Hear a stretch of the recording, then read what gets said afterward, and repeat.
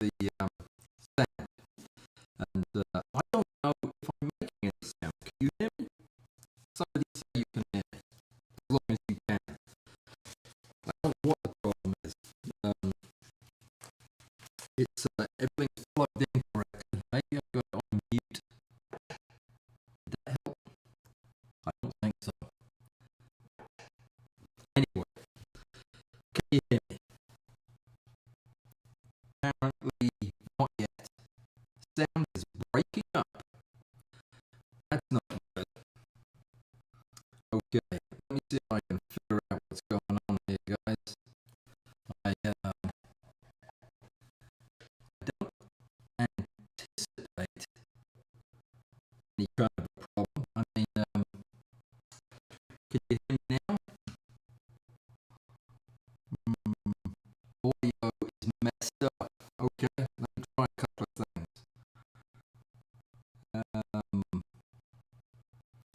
It seems to be saying that everything is okay on the audio.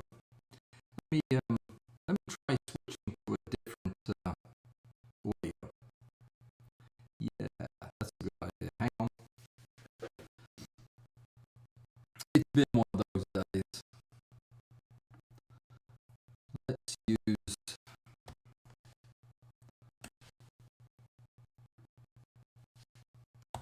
something else like this. All right.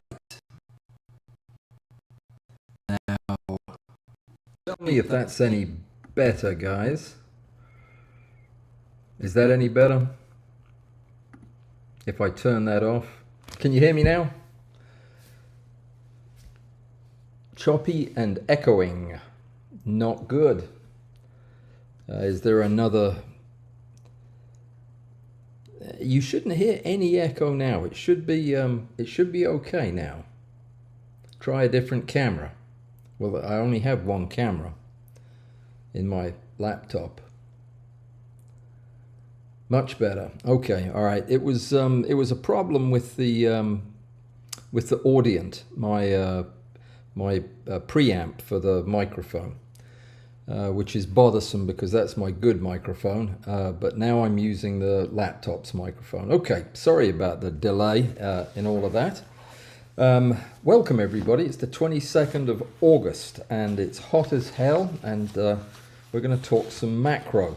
But first, I want to, before we get into today's subject, which is staying alive in this heat, because I'm going out into it tomorrow to take some pictures with the rail, the Novaflex rail, and my rear bellows focus invention. It's not an invention, it's just I made one, a bellows work for rear bellows, and I'm going to go outside and use it, and that'll be tomorrow.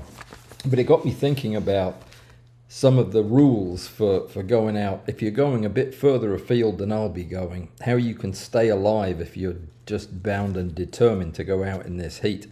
And we're going to talk about that. It should be a bundle of fun. There's nothing much funnier than talking about heat stroke and kidney failure, I don't think, but that's just me. Now, you might not hear anything with that camera, so I probably won't put it on. Because I didn't think to put the MacBook microphone on there. Okay, I'm not going to do anything fancy with the pictures then, so I won't show you that one either. No, because there won't be any sound.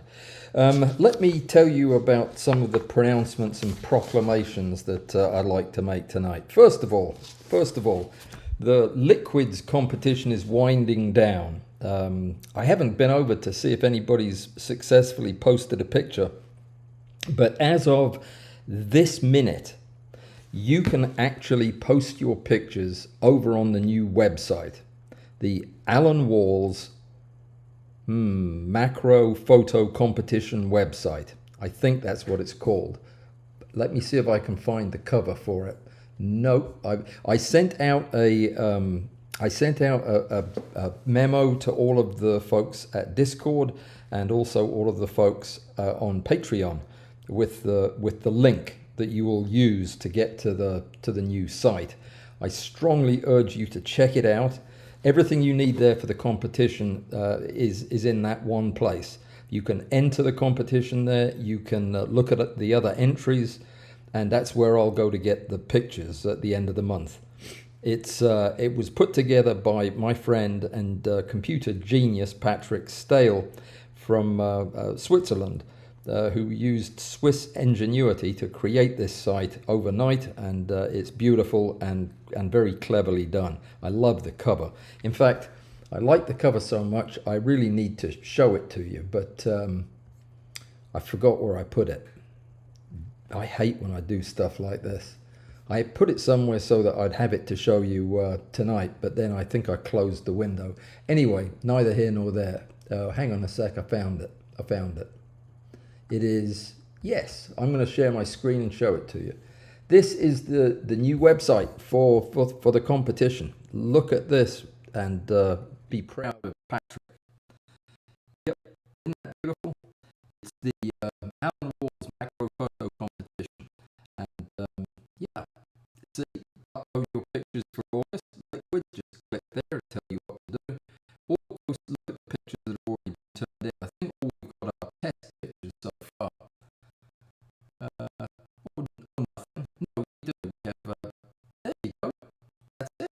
Fantastic. It's working. So people are using it, and I'm thrilled to bits. This is so nice of Patrick to do this for me. He's one of those chaps that just kind of thinks about the problems before they happen and then fixes them. So thank you, Patrick. You're a good man indeed. And I think we're really going to enjoy having this website. By the way, that website is going to be where your winning photograph is displayed for the month. It's going to be on the landing page of that website. As opposed to my website, which nobody ever goes to. This will be frequented by people who are dropping off pictures. If somebody was just laughing at my beard, it was an accident. I was just trying to get the grey part out, not because of any particular reason. It just seemed like a good idea. And somehow I got more of it on one side than the other, and it looks a bit ridiculous. But I can't get it to go away. I've tried washing it, so I wouldn't advise trying to make your beard change color. Just go with the color it is. Yeah, because it is embarrassing. Anyway, that was the first thing I wanted to let you know. The next photo competition after this one is Angie's one, the flower one. Now, if you want to enter it, just go to the new website and enter it. But if you want to win it, you need to listen to what Angie said about how to win her competition, which means you need to go over to the show notes for last week's live stream. I wrote them all out. I wrote the list of things she's looking for. And it's all the stuff you'd think that she'd be looking for, but I strongly urge you to do that. And it's going to be on enchanted flowers, I remembered, because I wrote it down. And yeah, you've just got to make your flowers look enchanted. Don't ask me, ask Angie. I have no idea what an enchanted flower looks like. I think it looks a lot like a regular flower. But anyway, check it out on the show notes from last week. Activities this week. Boy, it's not a presume week, which is good, because I am drowning in work over here. I have not been able to get to much of the stuff that I needed to get done the first couple of days. So hopefully things will ease up a bit as the week goes on. I did complete the interview with Robert Thompson, and it was really, really very entertaining. It's long, and there are a lot of world-class macro pictures in it. It's a beautiful, beautiful talk. And yeah, I thoroughly enjoyed it. I think you'll enjoy it too, but it is taking me a while to edit because of the length. I'm about a third of the way through it. I also completed a video this morning after working on it all weekend about a computer that I reviewed. And I'll be talking all about the M2 Ultra from Apple, the Mac Studio computer that I've been using for a few weeks. And that's an interesting discussion too, if you're into computers, I think. And so that was ready to go this morning. And then I listened to it one last time and decided, you know what, it's not ready to go. It's not quite good enough. There's some things I need to change. So I'm going to reshoot some of it and we'll go from there. Isn't that terrible? And this Thursday anyway, is going to be a lot of fun, because what we're going to do is I am going to take my rear bellows focus device. It's basically a contraption that I made using, without doing anything to adapt it. I hope that NovaFlex hears that. I used the NovaFlex rail to drive it, but I didn't alter it in any way. And it's just a rear bellows focus device where the rear part of the bellows moves towards and away from the lens, which is fixed. It's a really good technique to know, and it occurred to me I'd never done a video on it. So I'm going to do an outdoors video on it, doing this because Susan sent me some batteries. Remember last week I asked for a couple of Nikon batteries, if anybody could lend them to me. Susan sent me the batteries and a charger, and they're all done and ready. I wanted to show you how they fit on the control box, but I accidentally left it in the back. They fit in there, both of them at the same time. So I think we're going to be set. I should be able to get, well, I'll be out there long enough to get heat stroke, I think, probably. So we'll get some pictures too. And I might go out early in the morning and see if I can get some sleepy insects. I don't think they sleep around here though. I really don't. When it does, it seldom gets below 80 at night. So they pretty much stay awake. Let me see, is anything else that we haven't talked about? Yes and no. Mostly yes. Yeah, that is everything.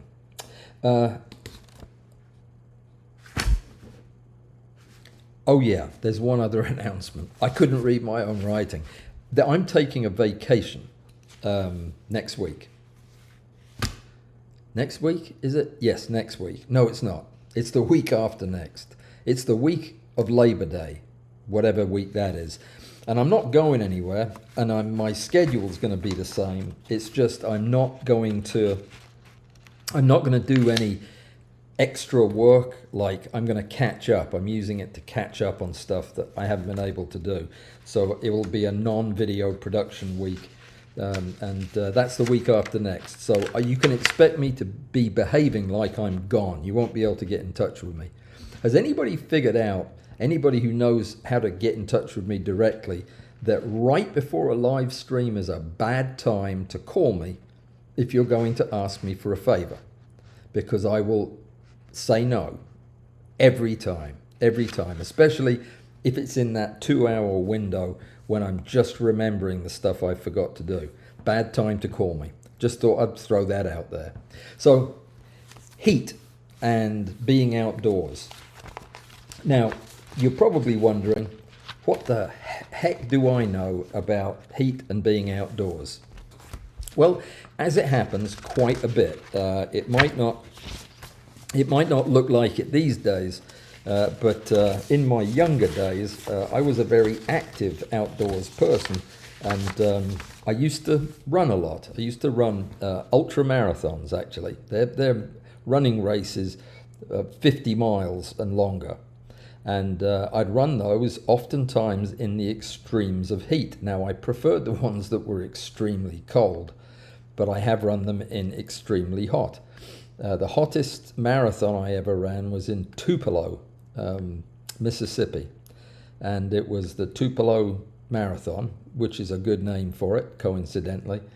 And it was unbearably hot. It was, they started the thing at 5 o'clock in the morning so that you wouldn't be in the direct sunlight for too long. And yeah, it was terrible.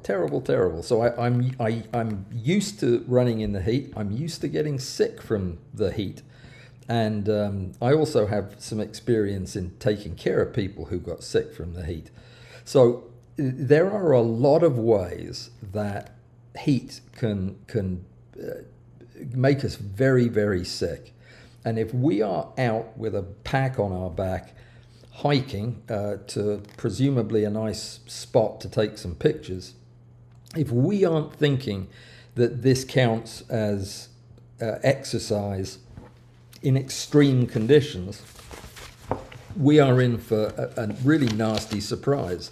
Because carrying a camera bag, especially if you're carrying enough water to stay alive, is going to be hard work. And if you've got a tripod and a bunch of other stuff on board, it's a lot like going and doing a workout. So the kinds of things that can get you in trouble are mostly related to your core temperature, but also related to your fluid and electrolyte balance. The things that we worry about most, the most acutely dangerous things, are not taking in enough fluid to be able to dissipate enough heat through your sweat. And I'll get to sweating in just a second, but your body absolutely cannot take a loss of any volume of fluid over a short period of time. And the problem is exacerbated by the fact that when you're losing water in the extreme heat, you're also losing salt, because your sodium is leaving with the liquid that's leaving through your skin, and it's leaving that crusty white stuff. That's the salt. It's supposed to be in you, not on you. So we have to think about those things before we're thirsty, or before we aren't peeing anymore, or before we've stopped sweating. Those things are all bad signs in a young, healthy person. They are very worrying signs in an old, unhealthy person like me. So the problems only just begin there. As your body temperature rises in the core, the only way that we can really get rid of it is by breathing. The heat leaves when we breathe, because we heat the gas in our lungs that then leaves. But then we're sucking in 95-degree air. So, I mean, it doesn't do a very good job in this kind of weather. The other way we lose it is by evaporation through the skin.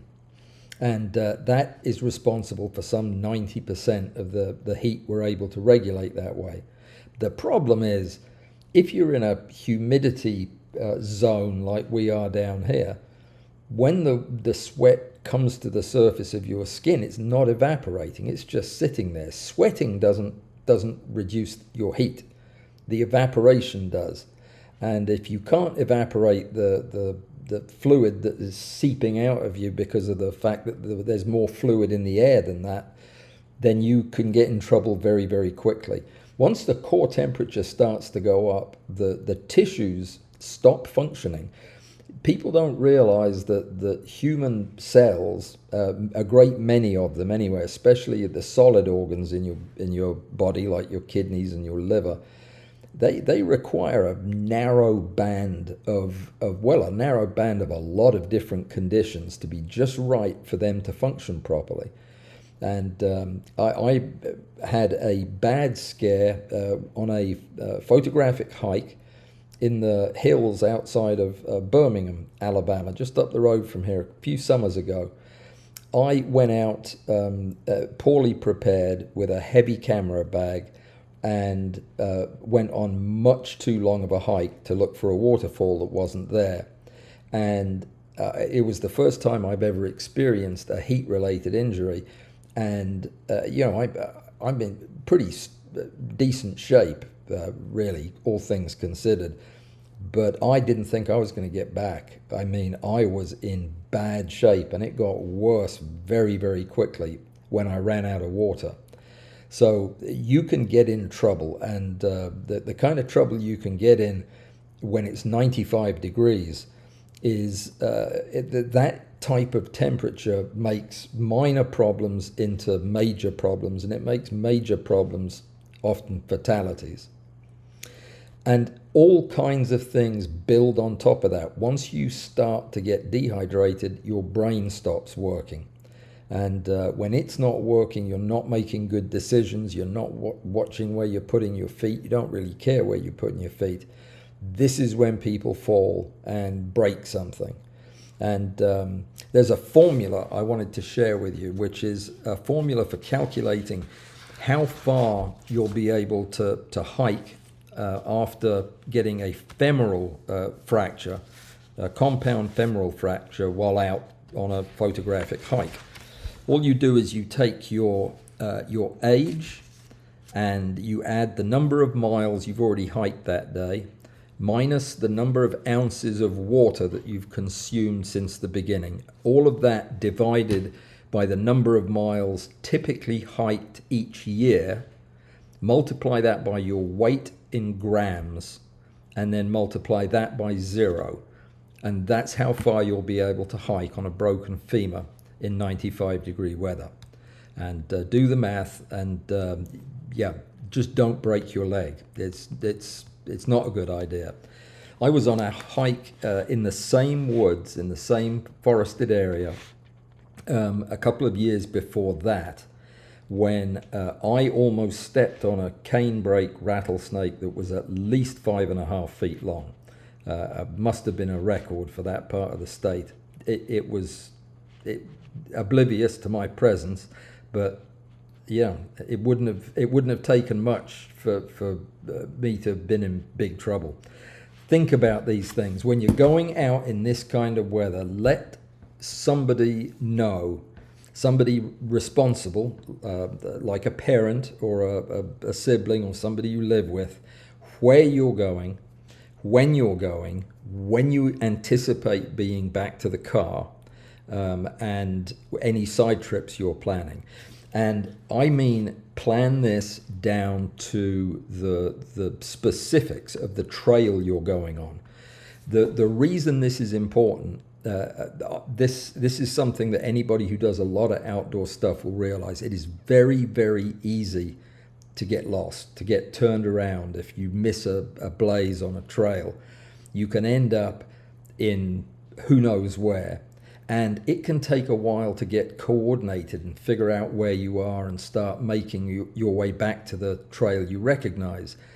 And as you get more anxious, you tend to overlook more stuff.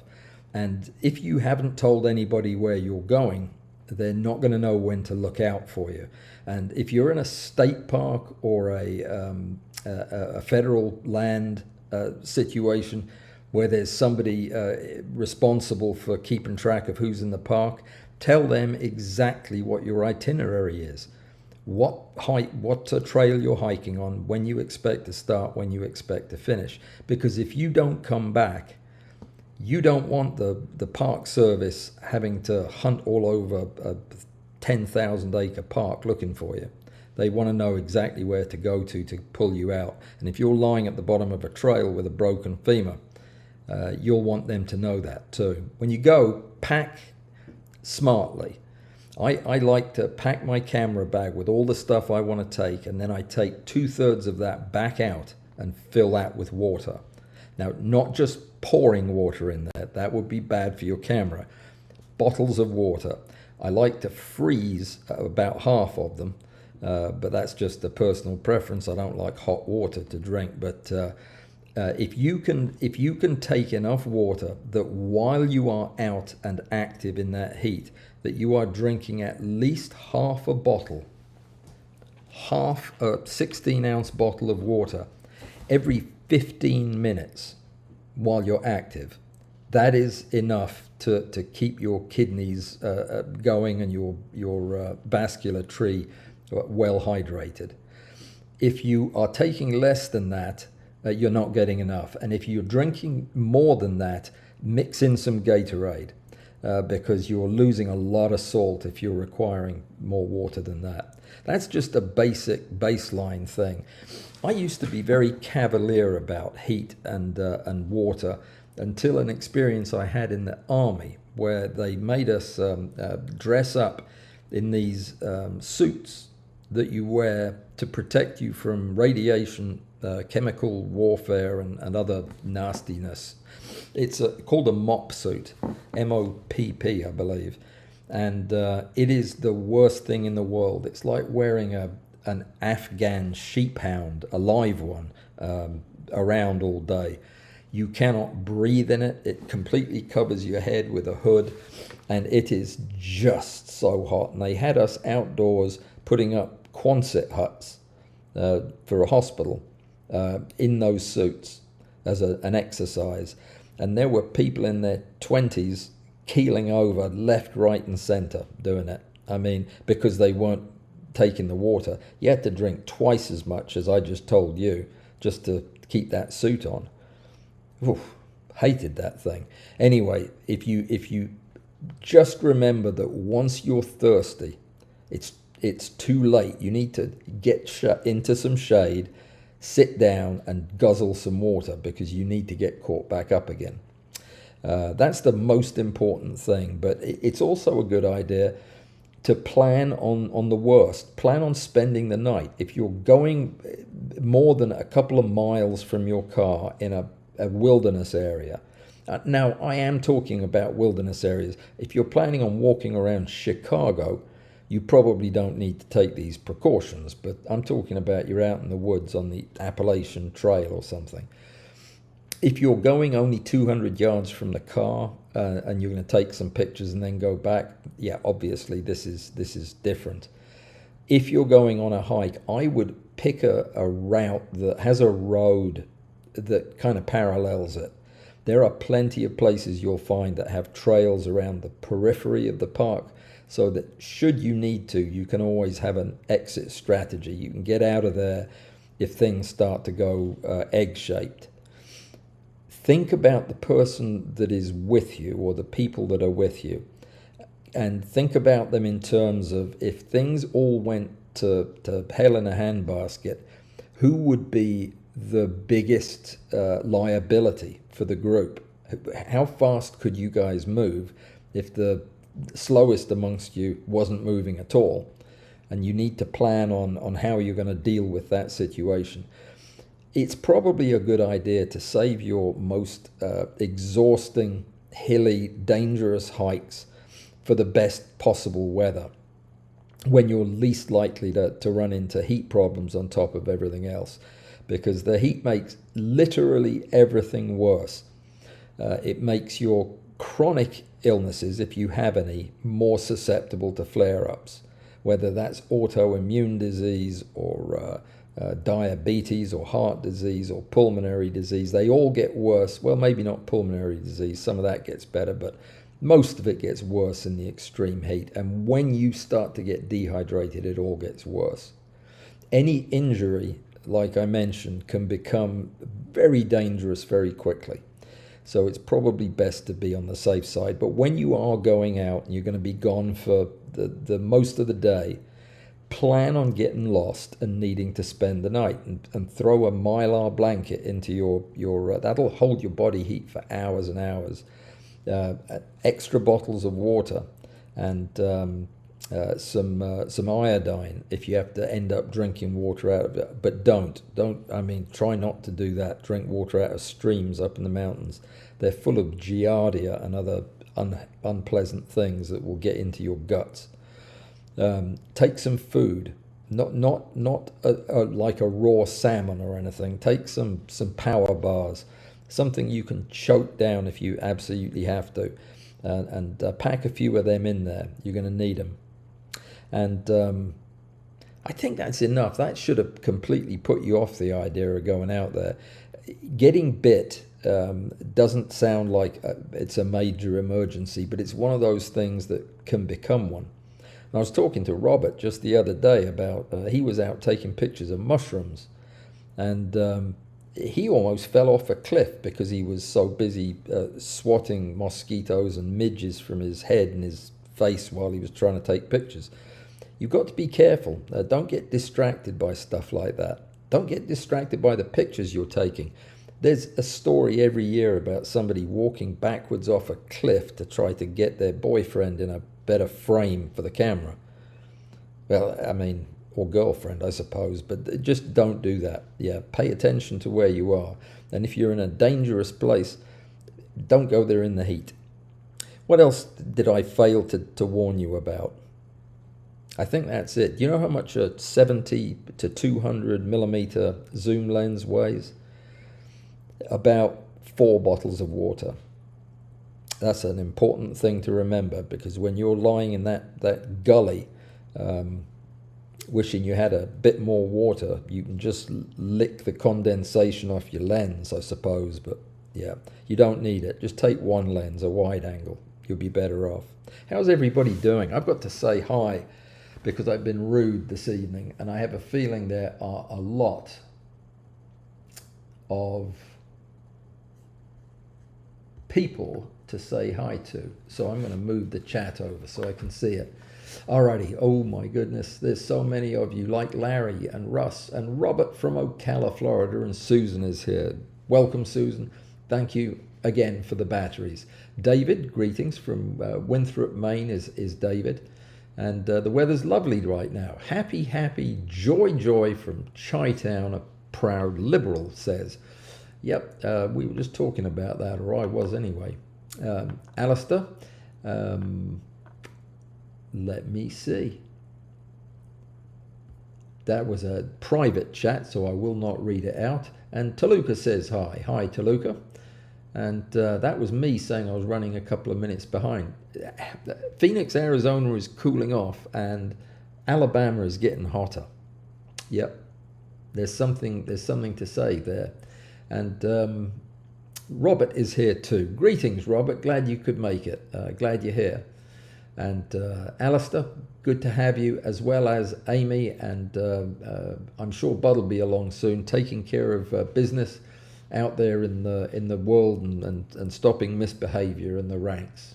Wonderful stuff.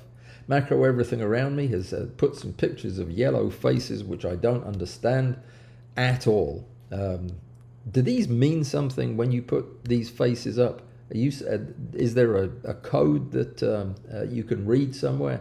Good day, Bruce. Welcome. Did your insects ever come back? Or it's the dead of winter in Australia, isn't it? So probably not. I was thinking about that. Joseph, many greetings, my friend, from Detroit, where it's unseasonably dark out, but at least there's impossible bratwurst. Okay, I don't understand that last line. I thought bratwurst was a type of sausage. Yeah, you'll have to explain that. More Novaflex, way to go. Yeah, I know it has been a heavy Novaflex week, but let me tell you, it's been a lot of fun. For those of you who didn't make it on Thursday, I did some testing on the Novaflex Castell Micro, some testing that basically showed I really probably shouldn't be testing these devices at that level of resolution, because I just don't have the equipment or the stable environment to do it and get information that's probably useful. What I'm saying by that is my signal to noise ratio was so poor that you couldn't really discern anything about the function of the rail below a micron step that was very useful. Now at a micron and above, it appears to be accurate to within a small margin that's acceptable. But down to 0.2 microns, it was just, there was not enough good signal to be able to tell whether or not it was doing that. So I'm going to assume, until proven otherwise, that it is doing exactly what it says it does. It has had no trouble stacking and giving good pictures at that step length. It's just a lot of them. These can be massive, massive stacks at a tenth of a micron, as you can imagine. Let me see, where was I? Central coast of California is nice. It's always nice, I think. Phil, how are you doing? And Phil, did you get your rail delivered? You were waiting on the Castell M, right? I think. If so, let me know. I'd be fascinated to hear about that. Let me see. Ulrich Nordhoff is here. Just wanted to say hello and then go to bed. It's 2:50 in the morning on a cold day in Pretoria, South Africa. Go to bed, my friend. We'll record this for you, and you can play it back at your leisure, if you so desire, that is. All right, that's great. And German food is epic, says David Brown to Joseph. And I must say, I have not been particularly excited about it myself. I think rotten cabbage features rather prominently in their diet, as do hot dogs, I think. And what's the other thing? Mustard. They're all things I don't like. The Germans are not the ones that have the rotten fish in the summer, are they? Because that is a dish I do not want to have, ever. I think that might be Norway. Is that a Norwegian thing? Is Nils here?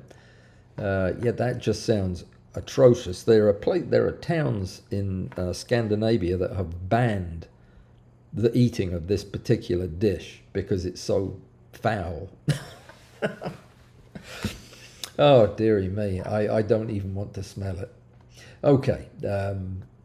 What is a cold day in Pretoria? That sounds like a trivia question, but it was Joseph asking our Praetorian friend, and the answer is he didn't say yet, but a cold day in Pretoria, I'm guessing, is 80. 80 degrees is a cold day. Gerardo is here, and from Honduras.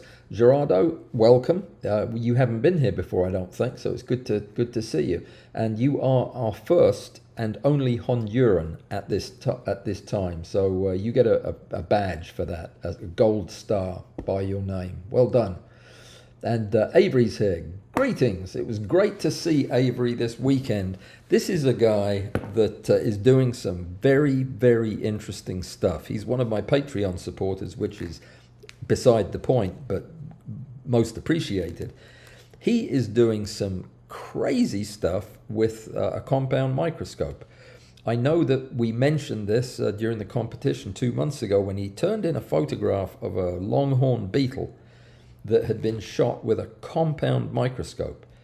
I didn't think that was possible, but now I know that it is, and he did a fantastic job of it. Well, on Saturday we got to see his lab and his microscopes and everything he's got to work with. And I since that time, Avery, have a friend has offered to donate some optics that may come in helpful for you, and I'll talk to you about that later on. So that it's some objectives that may or may not be helpful to you as you're starting to build your system up there. You have a very promising future. It's good to see you trying so many creative things with your photography. So let me see. We are all the way almost at the bottom. No, we're not. There's more hidden underneath. It is drier this week in Rutland, Vermont, so that is breaking the trend, definitely. And I'm glad for you. And, oh, that was Avery. I'd already talked to Avery. Art is here. Welcome, and Art, thank you so much for Saturday, for jumping in.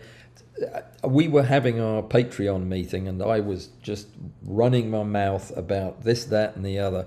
And Art chimed in and said, asked if I was expecting anybody by the name of RST who was going to drop in. He'd been there for half an hour, and I hadn't noticed that he'd been in the room. But that was Robert dropping by after hiking up a mountain that morning. So had it not been for Art, I'd have been even more embarrassed. But he saved my bacon on Saturday. These Saturday meetings really are a tremendous amount of fun. If you haven't partaken of one, it is a great place to get to talk to other really pretty serious enthusiasts who like the high magnification stuff. But it's also a chance to ask me questions directly and discuss things that you're doing directly. So it's one way that you can improve your learning experience through the channel is to join Patreon and come to that. That's just one of the ways, though. Sound is breaking up. I don't know. I don't know why that would be. It appears to be working fine on my monitor here. Is it still bad? Sound is choppy. Gosh, I don't know.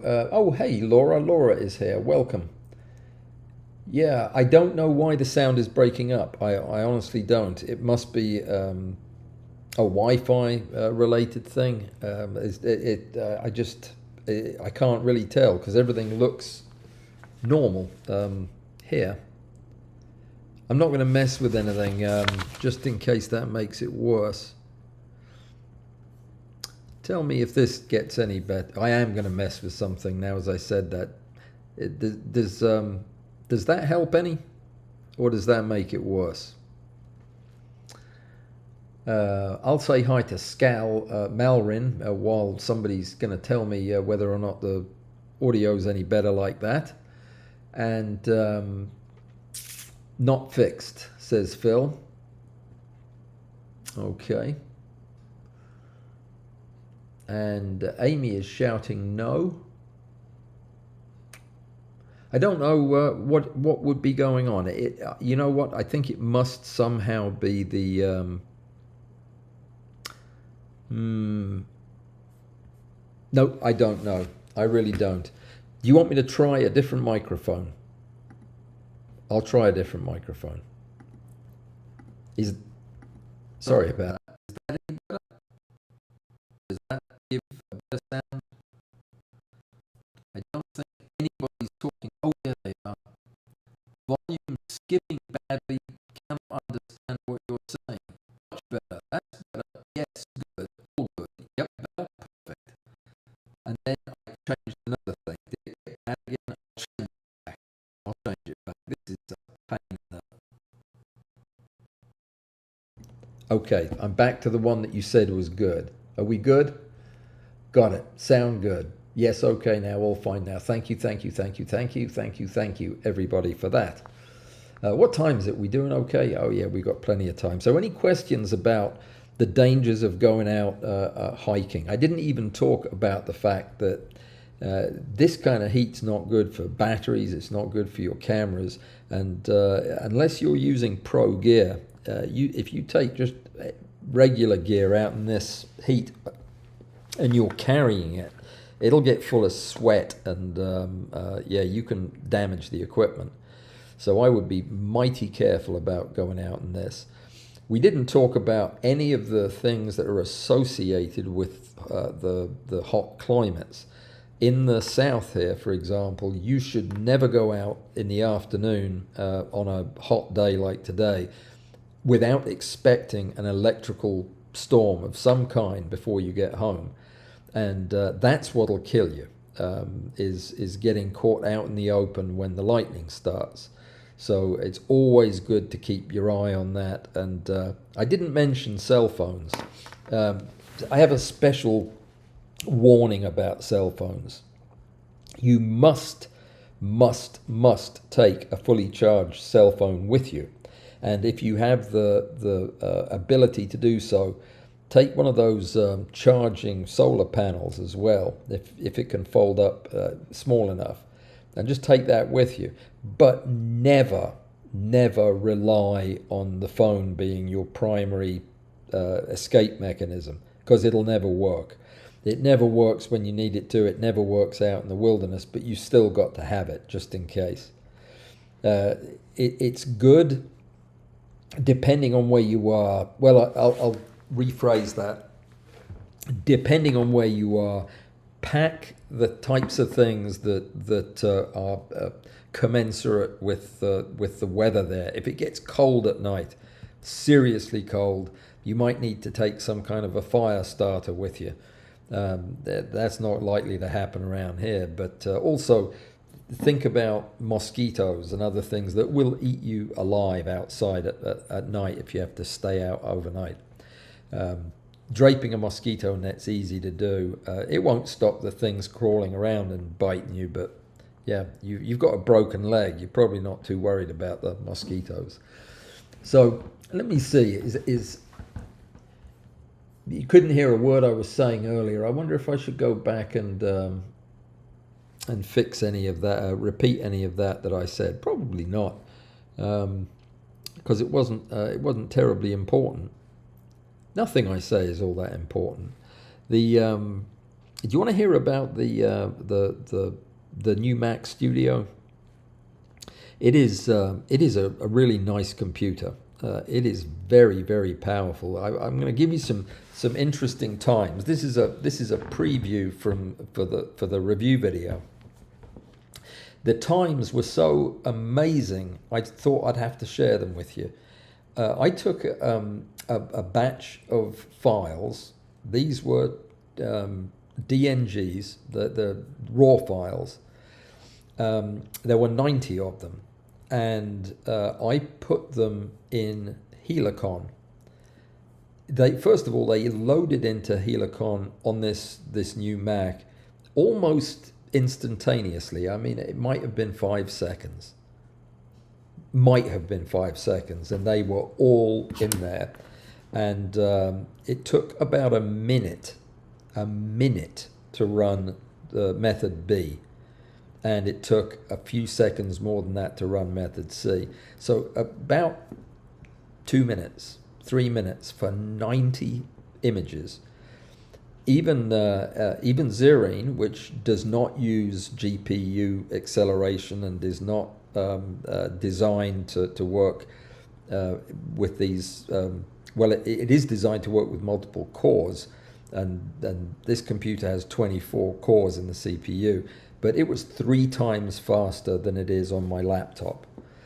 And that's impressive. I mean, we're talking now about a big stacking job that is taking 15 minutes instead of 45.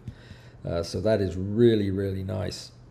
The only problem I'm having with it is coordinating all of the stuff that I want on both computers and having the stuff that I need on one but not on the other. It's very complicated. You know, the way computers are built these days, they just want you to put everything on one computer and just be done with it. But that is not what I want to do, because you know, if anybody knows a good reference on how to partially share a computer or set up an ad hoc network, let me know, because everything I've done has failed so far. Well, not strictly true. I do have the screen working from this one. But anyway, any questions about the heat? Is anybody brave enough to go out in this and go for any kind of a distance of a hike? You're nuts if you are. 135 degrees in Death Valley. That's where my brother goes to camp. Why? That's what I would be asking. Why exactly? It seems like you could just build a bonfire in the back garden and camp there. It's nuts. I must say that I am less eager to go out because I have a problem leaving gear behind. If I'm going out to do macro, I want to have everything that I need to do macro. And if I'm going to be going out with half of my kit and not getting good pictures, there's enough for me to do here. There's enough stacking and insect prep and other things that I can be productive here. But if I'm going out to take pictures, I want to go out with my full gear, which makes it, you know, pretty exhausting, especially when I'm taking 2 cameras to test or something. But the smart move is probably to take 1 macro lens and 1 flash system that you're going to use, and that's it, and just be done with it. If you can't get it with that, then you didn't need it. That would be a lesson I should learn. The water's the toughest thing. If you have got a Camelback, then you know that you can actually carry a lot more water a lot further if you don't mind drinking hot, rubbery water, because it will taste foul coming out of those bags.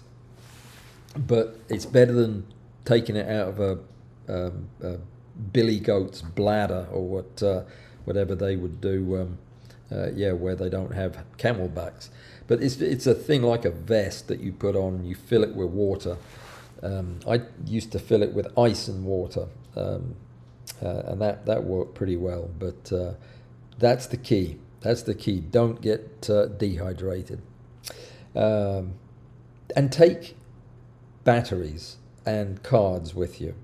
That is the one thing that I have done more than anything else that's ruined my outings, is I will take everything I need and forget to take any card.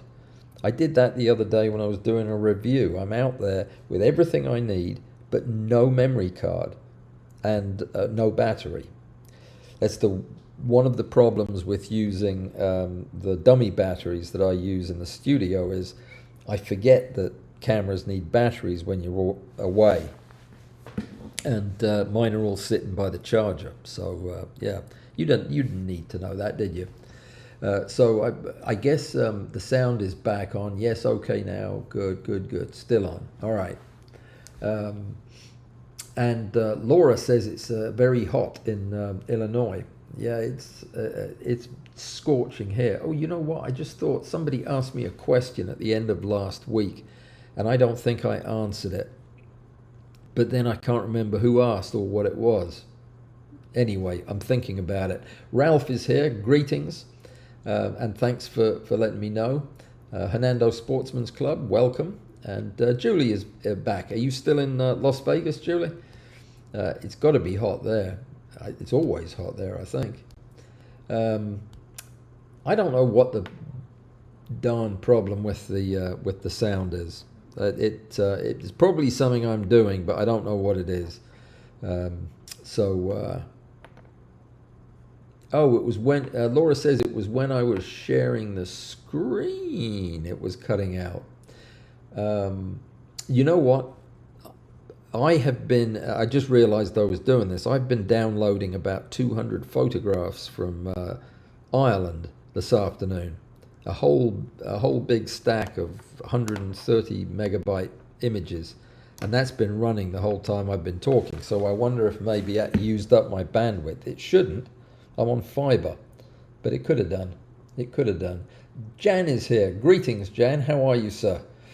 Your ears must have been burning. I was just commenting to somebody that I hadn't spoken to you in a long time. I hope you're well. And who else is Seabell is here from Trinidad. How goes it, my friend? And plenty of heat in Las Vegas. I bet you do. And plenty of casinos too. Let me see. Sound is bad when I'm sharing the screen. Now everybody agrees. I don't know what it is. I wish I could. Peter's here from Happy Joy, Knoxville, Tennessee. And the site does look good, doesn't it? Russ went over to the site and looked at it, and Patrick did an absolutely fantastic job. I'm very happy with it. Don't be alarmed if there are a couple of spelling mistakes. Patrick is from Switzerland and they don't speak English there. So he did a really good job of writing all of that, and the couple of minor little things that are to be changed. As soon as I get access to the site, I'll change them. But right now I don't. But that's where you need to go to drop your picture off. I already put a dummy picture over there. Not a picture of a dummy. I mean, it wasn't part of the competition or anything. And there you go.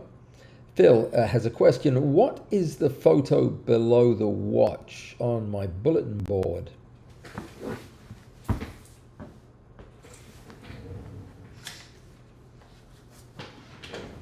I take it you are meaning this one. It is a faucet that I photographed for an imaginary client. It's quite clever, isn't it? I thought this up. I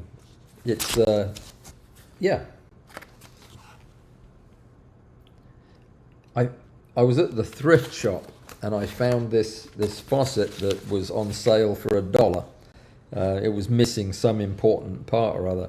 So I bought it, and then I set it up on a piece of acrylic strip, a rod, and then I photographed it, just the three pieces, one at a time, and then I photographed the bit that the water goes down, and then yeah, when I had all the parts photographed with exactly the same light, and they looked believable that they were hovering there with no sink. Then I had to get the water, and that was harder to do. I just rigged up a hose, and then I lit it from exactly the same angle, and just started shooting shots of water pouring out of the hose into the sink until I got what looked about right. That's it. That's what that is. Yeah, anytime you see a question, a picture on my wall and you don't know what it is, ask me, because I just pick these at random, and my wall looks terrible. I know it does. I bought some shelves to put up.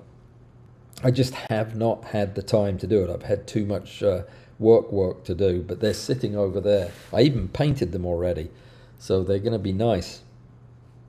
In fact, one of them I accidentally painted silver. Do you want to see it?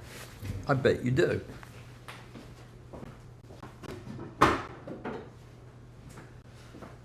So all of the shelves that I had were originally black, but I wanted them to be white. So I just painted them white. But you can see there's evidence of blackness underneath and on the back. But anyway, there were four of them. And I ran out of white paint, and then it was late at night, and I thought I'd found a can. So I started spraying it, but it looked off-white to me. Well, the next morning it looked silver. It was silver paint. So the bottom is black and the top is silver. And I'm not going to repaint it. I rather like it. I might paint all the other ones silver. They don't look like real silver, but they look grey, and that's quite nice. We'll see what they look like on the wall. Now as I've got them, if I can get my editing done tonight, I'll hang these up. But that might make some noise. We don't want to upset the neighbourhood. So maybe tomorrow. But next time you see me, I bet there'll be shelves behind me with interesting knickknacks on them. Let me see. What was I going to talk to you about? Oh yeah, a stacking thing. What was the question that somebody asked me? It was about the contrast threshold. Those of you who use Xerine and stack in DMAP are familiar with the step halfway through the process where you have to slide the slider to set the mask where you want it, so that only the parts that you're interested in, the focus stacking software will try to resolve to structures. The rest it will ignore. Did that make sense? You get your picture and there is some amount of blackness on it that is a mask. If you push the slider to the right, the mask covers more and more of the picture. If you slide it to the left, it covers less and less. The idea is to slide that slider until you have the mask covering only unimportant stuff and nothing important covered by the mask.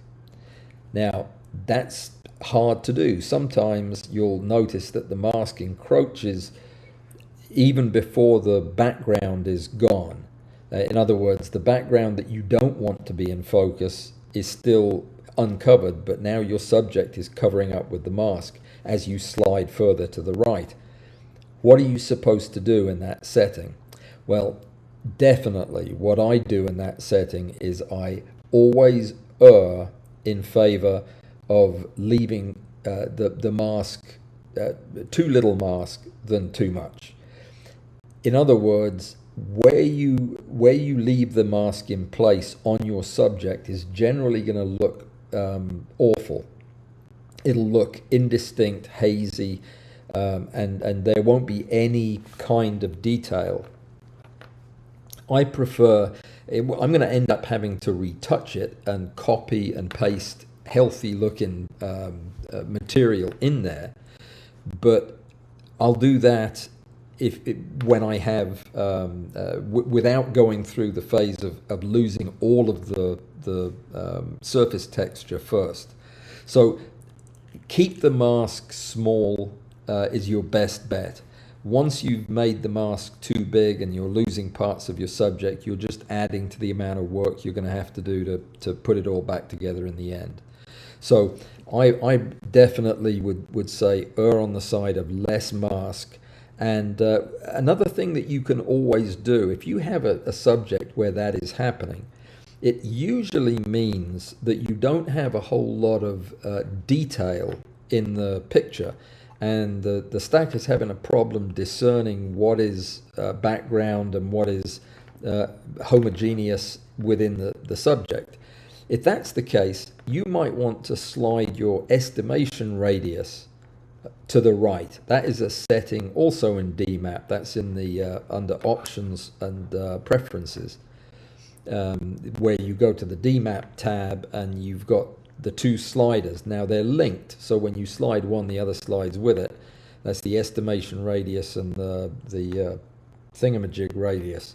But if you slide that to the right for anything that doesn't have surface detail, what it does is it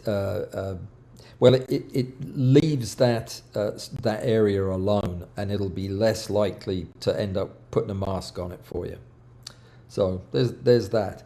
This came up when I was helping somebody figure out the basics of using Zerine and trying to show them what the advantages over Helicon were. But the Helicon with this new computer is crazy. It's absolutely nuts how fast it operates. And the pictures are nice too. I mean, they're nice until they're not nice, and once they're not nice, then you need to retouch, and that can be a bit of a problem. But we won't go there now. That was something that I do discuss briefly in the video. Yeah, I think that's pretty much everything. We've got 5 minutes left. So has anybody got any questions? Amy is suggesting that you do a thumbs up thing, and I'd appreciate it if you do. Thursday, I already talked about, is going to be rear bellows focus, but we'll probably, in addition to talking about the DIY aspect of it, I'm going to show you how you use it and when you use it and what its utility is. The rear bellows focus is something that you should have in your quiver, so to speak, because there are times when your subject is too small for using any kind of the focus ring or even a rail, and there are times when it's too large, and you just need an in-between fix, and that's what the draw focus can give you. But there are other advantages to it, and we'll get into all of that on Thursday. If you've never done it or never had that as an option, the main reason I don't do it is because I don't have a bellows that does that, but I do now because I made one from broken bellows. But about the only one I know that you can buy ready to go is the Balpro from Novaflex, which I'm sure is absolutely beautiful. Well, I've seen it. I mean, that's what my friend Robert was using today to photograph mushrooms, and yeah, it's a gorgeous piece of equipment. But anyway, look, it's about that time. I've got a ton of editing to do. I am going to be up half the night, so I'm going to just hang around and see if anybody has any questions for me. But otherwise, each camera angle messes up the audio. So I haven't changed the camera at all. Yeah. Is it still bad now? I hope not. I'll get it sorted out one way or the other. Does the NovaFlex software understand the M2 rule? Joseph, you're going to have to help me know what the M2 rule is. I've not heard the M2 rule. Though you should see the cover to my M2 video, because that's a nice cover that I invented. Yeah. Let me see. Julie bit the bullet and bought a pair of speedlights with rechargeable batteries. Tired of replacing batteries in my old Canon speedlights. You know what, Julie? I did the opposite. I have been using rechargeable batteries for forever. And now my MF12s are rechargeable batteries, but for the bigger speedlights, I went back to using batteries because they seem to last longer than the lithium battery packs they came with. But that just might be a Godox thing. Did you get name brand lights or Godox type stuff? Interesting to hear. I'd like to know. Oh, you were on Canon speedlights. Well, they're pretty good. The ones I've seen. Interesting. Okay, let me see. Robert and Phil are chit chatting. That was Robert was telling Phil what it was, and he was absolutely right. It was a surreal floating faucet in midair. Yeah, it's. I like this. I did a lot of this kind of stuff a few years ago. You know what that is? Laura knows what that is. Yeah. It's the inside of a room. Yeah, there's actually some other pretty good pictures up there that I rather like. Maybe one day we'll pull them down and look at them.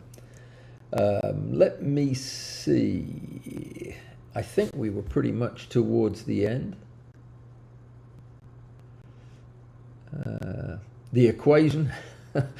Yeah, I made that up this afternoon. I was trying to think of a way to convince you just not to break your leg when you're out there, and yeah, it's that's how far you're going to walk.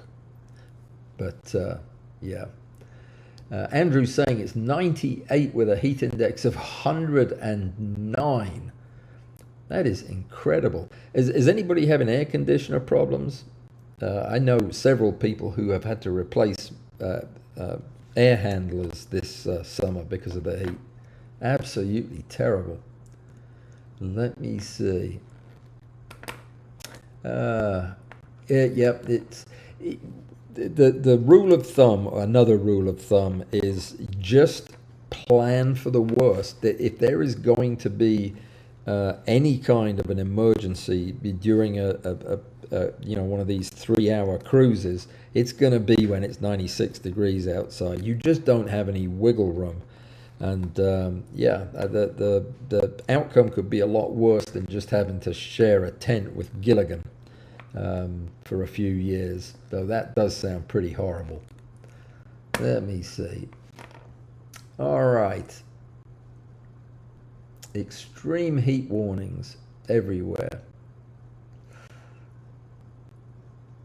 Warm water is actually better for you, easier to assimilate and less likely to cramp your stomach muscles. Absolutely.